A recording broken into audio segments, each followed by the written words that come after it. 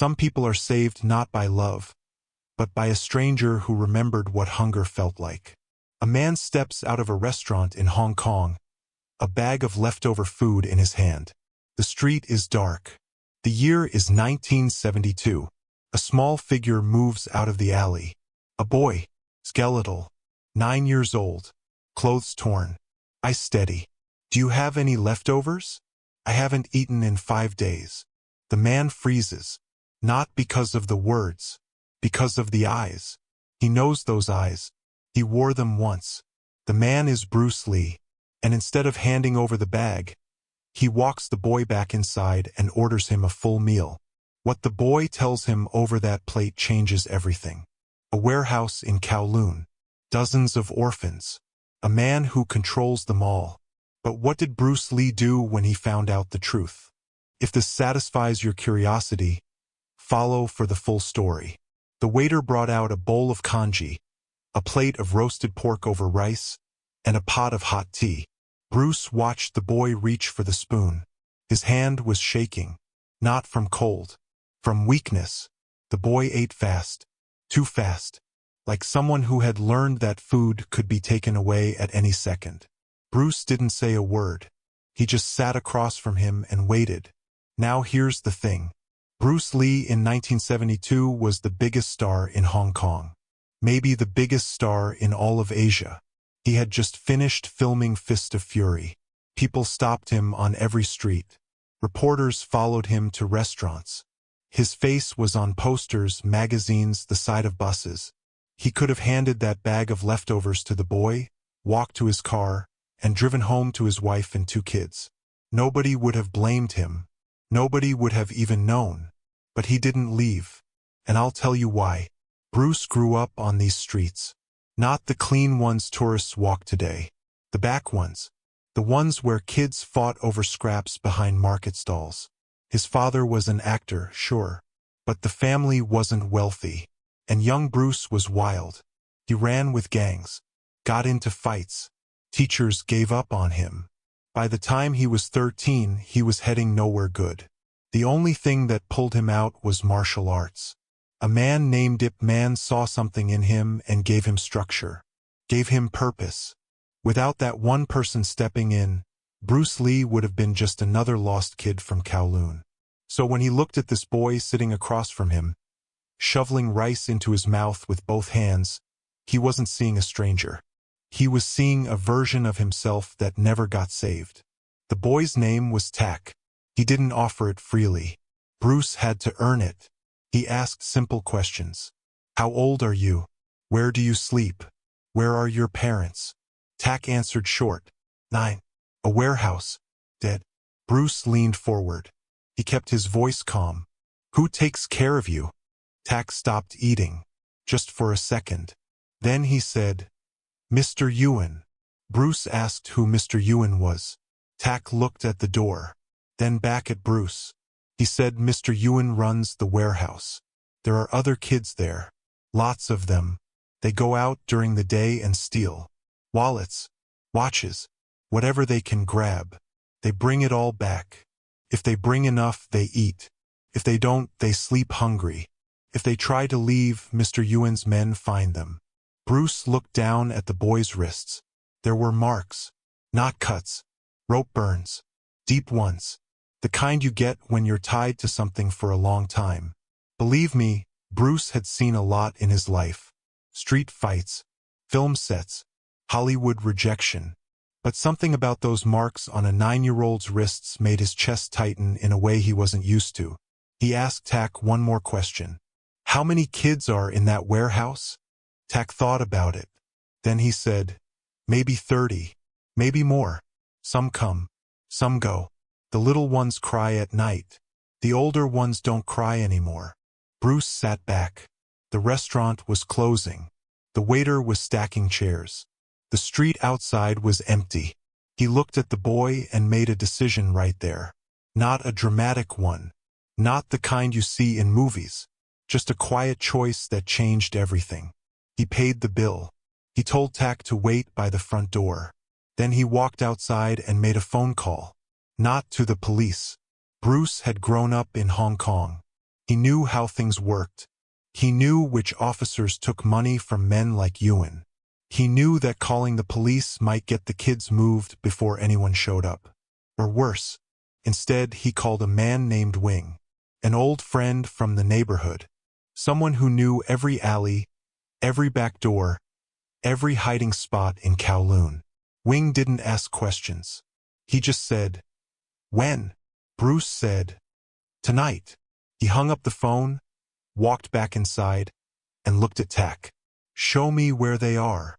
The boy's eyes went wide. Then something shifted, a tiny flash of hope that he clearly didn't trust. He nodded once, and they walked out into the dark together. Wing was waiting 2 blocks away in a rusted van with the headlights off. He was a thick man with a flat nose and hands like shovels. He and Bruce had grown up 3 streets apart. They'd fought side by side as teenagers. Wing never became famous. He became useful. He knew people. He knew routes. And he never ever talked. Tak sat between them in the front seat. He was stiff, silent. His fingers gripped the edge of the seat like he was ready to jump out at any second. Bruce didn't try to comfort him. He just said, "You tell us when to stop."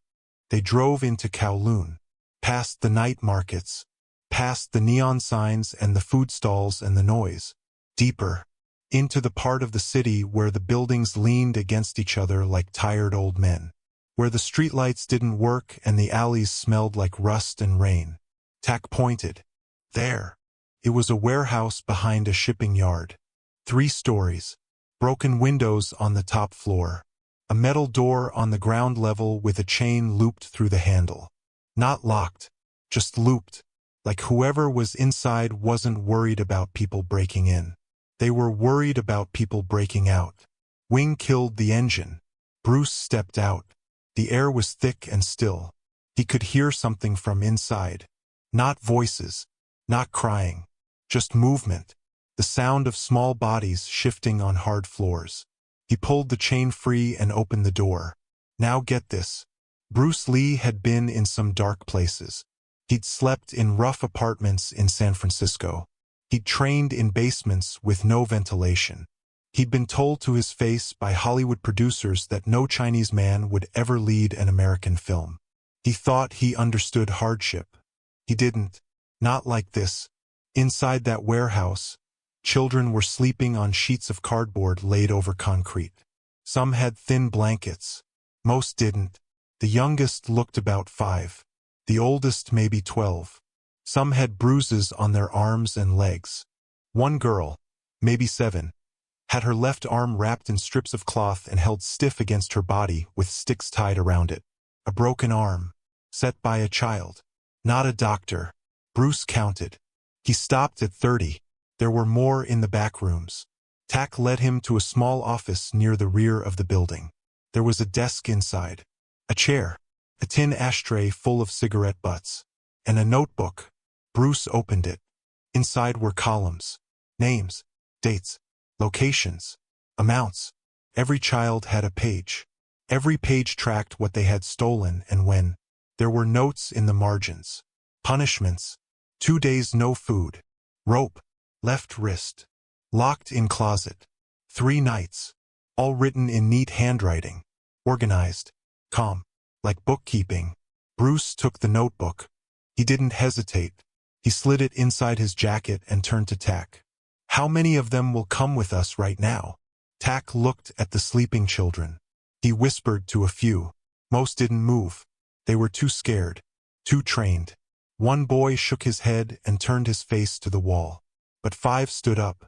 3 boys and 2 girls. They didn't ask questions. They just followed Tak because Tak was following Bruce. They were almost at the door when a sound came from the back hallway. Footsteps. Heavy ones. A man stepped out of the shadows. Big. Not tall but wide. One of Yuan's men. A night guard. He saw Bruce. He saw the children standing behind him. He opened his mouth to shout. Bruce closed the distance in 2 steps. 1 strike to the throat. Not hard enough to kill. Just hard enough to stop the sound. The man dropped to his knees, gasping.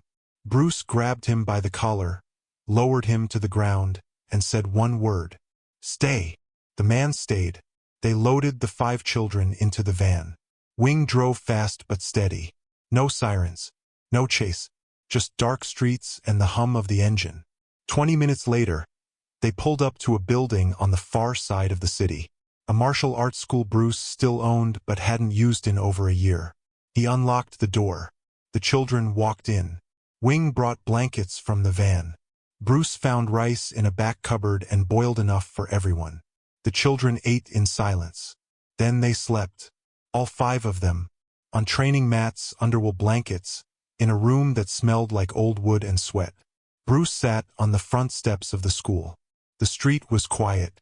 The sky was starting to lighten at the edges. He held the notebook in his hands. He flipped through the pages one more time. 30 names. Maybe more. All children. All trapped. But right now, 5 of them were safe. Inside. Sleeping. Fed. He leaned back against the doorframe and closed his eyes. For the first time that night, there was silence. And in that silence, he almost let himself believe the hard part was over. It wasn't. Bruce woke up just after sunrise. He'd slept maybe 2 hours, sitting upright on the steps. His neck was stiff. His knuckles ached from the strike he'd thrown at the warehouse guard. He stood, stretched, and walked to the front door of the school to check the street. That's when he saw it. A photograph, lying on the ground just outside the door. Face up, black and white. It showed Bruce and Tack walking together the night before. Taken from across the street. From the shadows. Someone had followed them. Someone had watched the whole thing. And now someone wanted Bruce to know it. Now here's the thing. Up until that moment, Bruce thought he was dealing with a street-level operation. A cruel man running a group of children out of a warehouse. Bad, yes. Dangerous, yes. But manageable. That photograph changed everything. This was not a man working alone. This was a man with eyes everywhere. With people willing to follow Bruce Lee through the streets of Hong Kong in the dark. That takes resources. That takes connections. That takes protection from someone much bigger than Mr. Yuan. Bruce didn't panic. But something shifted behind his eyes. He folded the photograph, put it in his pocket and went inside. The children were awake. Sitting in a circle on the training mats. Quiet. Tack was handing out cups of water. Bruce knelt beside him and spoke low. "We're moving. Right now." Tack didn't ask why. He just nodded and started gathering the blankets. Within 30 minutes, Bruce had loaded everyone into Wing's van again. This time they went to a different location. A small apartment above a dried goods shop in Mong Kok, owned by a woman named Mrs. Chung. No relation to the man Bruce would meet later. She was a friend of Wing's mother. She asked no questions. She opened the door, saw the children, and started cooking. Bruce left the kids there and went back to the warehouse alone. He needed to know what happened to the rest of them, the ones who were too afraid to leave. He arrived just before noon. The metal door was open. The chain was gone. Inside, nothing. The cardboard was cleared. The blankets were gone. The office was stripped. Even the ashtray had been taken. The warehouse was empty. Every single child who had stayed behind was gone. Moved. In the hours since Bruce had been there. He stood in the middle of that hollow building and felt something cold settle in his stomach. Those children were taken because of what he did. He got 5 out. And Yuan punished the rest by making them disappear. A neighbor. An old woman hanging laundry on the building next door. She told Bruce she saw trucks before dawn. 3 of them. Men with sticks and metal bars loaded the children into the back. The kids didn't scream. They didn't fight. They just climbed in. Because that's what they'd been trained to do. Bruce called Wing. Wing made calls. By the afternoon, a name came back. Not Yuan. Bigger. A man named Chung Kwokman, local triad boss. Controlled a network of illegal operations across Kowloon. Gambling, smuggling, and now, apparently, child trafficking. Yuan was just a manager. Chung was the owner. Believe me, Bruce understood what that meant. This wasn't a rescue anymore. This was a war with organized crime.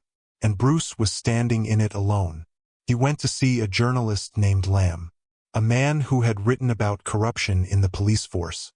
Tough, honest, scared of the right things. Bruce sat in Lamb's tiny office and put the ledger on the desk. Lamb read 3 pages. His face went pale. He said, "This is real." Bruce said, "Every name, every date." Lamb closed the notebook. He rubbed his eyes. Then he said what Bruce already knew. "If I publish this, they'll come for me. And they'll come for you." Bruce didn't blink. "They already have." He showed Lamb the photograph. Lamb stared at it for a long time. Then he said, "I need a week. Let me verify. Let me build a case." Bruce nodded. But a week was too long.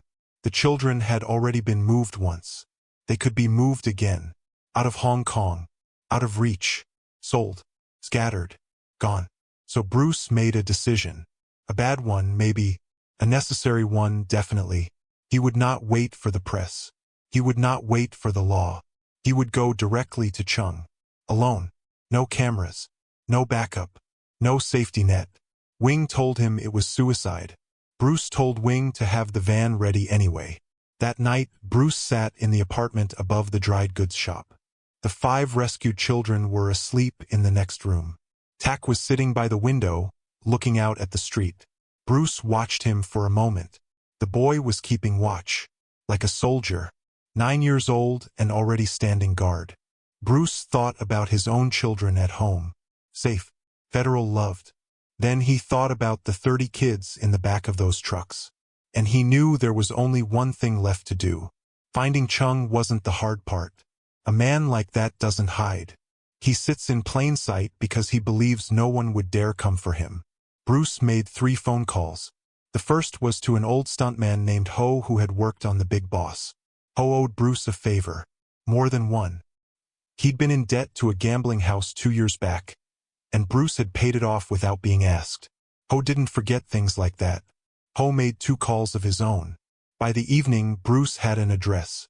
A private club on the 2nd floor of a building in Tsim Sha Tsui. No sign outside. No name on the door. Just a staircase between a tailor shop and a noodle house. Chung held court there most nights. Drank whiskey. Played cards. Surrounded himself with men who made their living hurting people. Bruce arrived at 10. He wore a plain dark shirt. No jacket. No watch. Nothing that could be grabbed in a fight. He didn't wrap his hands. He didn't tape his knuckles. This wasn't a film set. There was no choreography. No second take. Just him and whatever was waiting upstairs. He climbed the stairs. The door at the top was open. Inside, the room was lit with low yellow light. There was a round table in the center. 4 men sat around it playing cards. Against the far wall, 2 more stood with their arms crossed. And at the head of the table sat a man in a gray suit with a cigarette between his fingers. Chung Kwok-man, mid-50s, thin face, calm eyes, the kind of calm that comes from never being challenged. Next to him, standing like a dog on a leash, was Ewan. Smaller than Bruce expected. Narrow shoulders. Soft hands. The kind of man who never throws his own punches. Bruce walked in and sat down at the table like he'd been invited. The room went quiet. Every man in that room knew who he was. You could see it in the way they shifted. Not scared exactly, but alert. The way animals get when something enters the room that they can't predict. Chung spoke first. He smiled. "Mr. Lee, you should be on a film set somewhere. This isn't your world." Bruce didn't smile back. He reached into his jacket and placed the ledger on the table. He opened it to the first page. Names, dates, punishments, children. "1 copy is here," Bruce said. "Another copy is with a journalist. A 3rd is in a safe that opens if I don't check in by morning." Believe me, that was not entirely true. Bruce had given the original to Lamb and made 1 copy himself. There was no safe. There was no 3rd copy. But Chung didn't know that. And the bluff worked. Chung stopped smiling. He looked at the ledger. Then at Bruce. Then at Ewan. Ewan's face had gone white. Ewan moved first. He jerked his head toward the 2 men against the wall. They stepped forward. Then the card players stood up. 6 men total. All bigger than Bruce. all used to violence. Bruce stood from the chair. Slowly. He didn't take a stance. He just stood. Loose. Balanced. His hands at his sides. Open. Unwrapped. Bare. The first man came from the left. Fast for his size. Bruce shifted, redirected the man's weight, and dropped him with a single strike to the ribs. The man hit the ground and didn't get back up. The second came straight on. Bruce caught his wrist, twisted, and sent him into the wall. His head hit the plaster and he slid down. The third and fourth came together. Bruce moved between them like water. An elbow to one man's jaw, a knee to the other's stomach. They folded. The last two hesitated. Bruce looked at them. They looked at Chung. Chung said nothing. They stepped back. The whole thing took less than 30 seconds. No shouting. No drama. Just speed and precision and the sound of bodies hitting the floor. Bruce turned to Ewan. Walked toward him. Ewan backed into the wall. Bruce grabbed him by the collar with one hand and lifted him slightly off the ground. "Where are the children?" Ewan stammered. Couldn't form words. Bruce tightened his grip. Ewan pointed at Chung. Bruce turned. Chung was still sitting. His cigarette had burned down to the filter. His hand was shaking slightly. Just slightly. Bruce said, "You can lose your men. You can lose your business. Or you can lose your name. I only need one phone call. And that journalist doesn't need my permission to print." Chung stared at him. 10 seconds. 20. Then he reached into his jacket pocket, pulled out a slip of paper, and wrote an address. He slid it across the table. Bruce picked it up. Read it. Folded it. Put it in his pocket. He walked out without looking back. Down the stairs. Into the street. Wing was waiting in the van with the engine running. "Did it work?" Wing asked. Bruce handed him the address. "Drive." They reached the building by midnight. Another warehouse. This one near the docks. Guarded by two men who took one look at Bruce and stepped aside. Inside were the children. All of them. 31 total. Some were crying. Some were silent. One small boy was holding the hand of an even smaller girl. Bruce and Wing loaded them into the van in 3 trips. Back and forth. Back and forth. By 2 in the morning, every last child was at Mrs. Chung's apartment or at the martial arts school. 31 children. Free. If this story has meant something to you so far, now would be a good time to subscribe. Because what Bruce did after that night, that's the part no one ever talked about. Bruce didn't call a press conference. He didn't invite reporters. He didn't stand in front of cameras and talk about what he'd done. That wasn't who he was. The man who could kick faster than any human alive, who could do one-finger push-ups and send a man twice his size flying across a room. That man didn't need applause for doing what was right. He just needed it done. The morning after the rescue, Bruce sat in the martial arts school surrounded by 36 children. 31 from the second warehouse. 5 from the first night. Tack among them. They were spread across the floor on mats and blankets. Some were eating rice and eggs that Mrs. Chung had cooked in batches and sent over in metal pots. Some were just sitting still, blinking, like they didn't quite trust that the walls around them weren't going to close in. Bruce watched them. He didn't speak for a long time. Wing stood next to him in the doorway and said, "So what now?"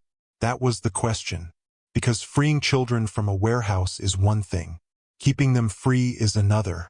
These kids had no parents. No documents. No school records. In the eyes of Hong Kong's system, most of them didn't officially exist. And Bruce knew that if he simply handed them over to the government, half of them would end up in institutions that weren't much better than what they'd left.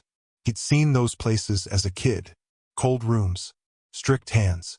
No one who actually cared. So he did something quieter. Something that took more effort than any fight. He called a lawyer. A man named Peter Tse who had handled some of Bruce's early business contracts. Peter was methodical and patient and didn't ask unnecessary questions. Bruce told him what he needed. A trust. A fund.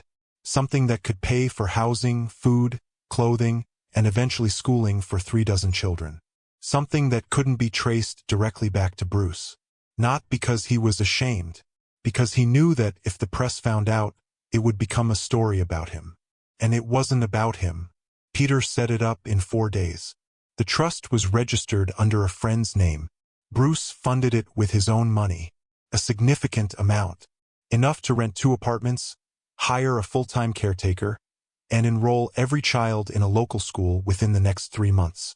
Tack was the first one registered. Bruce went with him personally, walked into the school office, sat down across from the administrator, and said the boy was under his guardianship. The administrator looked at Tack, looked at Bruce, didn't argue. Tack started classes the following Monday. He wore a uniform, a white shirt, dark shorts, new shoes. He didn't speak much those first few weeks, but he showed up every day. And that was enough. Bruce began visiting the children twice a week, sometimes 3 times. He'd come to the apartments, check on them, sit with them. He taught some of them basic martial arts. Not the flashy kind. Not the kind he did on film. The real kind. The kind Ip Man had taught him when he was a confused boy with too much anger and nowhere to put it. Stance work. Breathing. Focus. He told the kids the same thing Ip Man once told him. You don't learn to fight so you can hurt people. You learn to fight so you're never afraid again. Some of those children cried the first time someone spoke to them without shouting. Bruce didn't look away when they cried. He just stood there and let them feel it. There was one girl, maybe 6 years old. She had been in the warehouse longer than most. She didn't talk for the first 2 weeks. Not a word. She'd sit in the corner of the apartment with her knees pulled up, watching everything. The caretaker tried to reach her. Mrs. Chung tried. Nothing worked. One afternoon, Bruce sat down across from her on the floor. He didn't speak. He just sat. For almost an hour. Then, without looking up, the girl reached out and put her hand on his shoe. That was it. That was all she could give.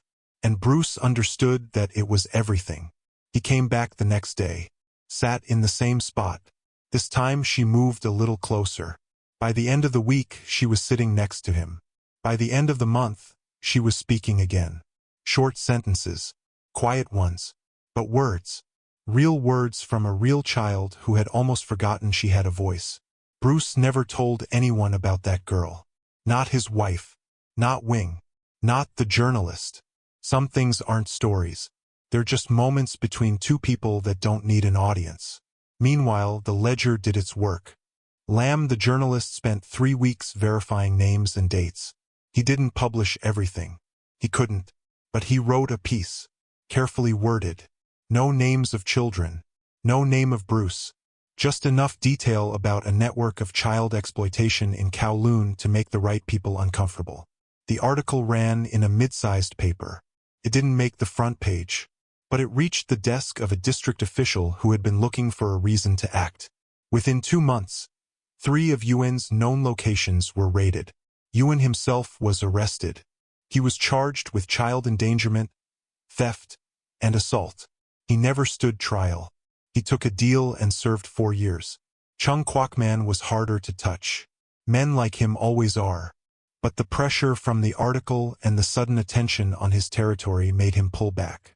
He closed operations, moved to Macau, disappeared from public life in Hong Kong. Not justice in the full sense, but enough to break the machine. And Bruce kept going. He went back to making films. He trained. He gave interviews. He smiled for cameras. He promoted Enter the Dragon to audiences who had no idea what he had done 6 months earlier in the back alleys of Kowloon. None of those cameras ever knew. None of those interviewers ever thought to ask why Bruce Lee had quietly started funding a children's shelter in Kowloon. It wasn't part of his legend. It wasn't part of the myth. The world saw the warrior, the showman, the icon. They never saw the man who sat on a floor with a silent girl and waited until she was ready to speak. But it was the truest thing he ever did. Months later, a Tuesday afternoon, Bruce was walking through Mong Kok on his way to a meeting. The streets were crowded, loud, full of people moving fast. And then, through the crowd, he saw a boy walking toward him. Clean face, school uniform, a backpack over one shoulder. It was Tack. The boy stopped. Bruce stopped. They stood in the middle of the sidewalk while the city moved around them like a river splitting around two stones. Tak bowed. A small, steady bow. The kind you give to someone who changed your life and you don't have the words to say it. Bruce bowed back. Same depth. Same steadiness. One man and one boy, standing still in a city that never stops moving. Neither of them said a word. They didn't need to. Bruce kept walking. Tak kept walking. In opposite directions. Back into their lives. But different now. Both of them. Different because one night, a man with a bag of leftovers decided that a hungry child was not someone else's problem. He decided that child was his responsibility. Not because of fame. Not because of money. Not because anyone was watching. Because he remembered. He remembered what it felt like to be 9 years old and invisible. And he made a choice that no child in his city would ever feel that way again. Not on his watch. Not while he was still breathing. And that, right there, is the part of Bruce Lee that no film ever captured. Not the fists. Not the speed. Not the fury. The mercy. The quiet, stubborn, unreported mercy of a man who never forgot where he came from.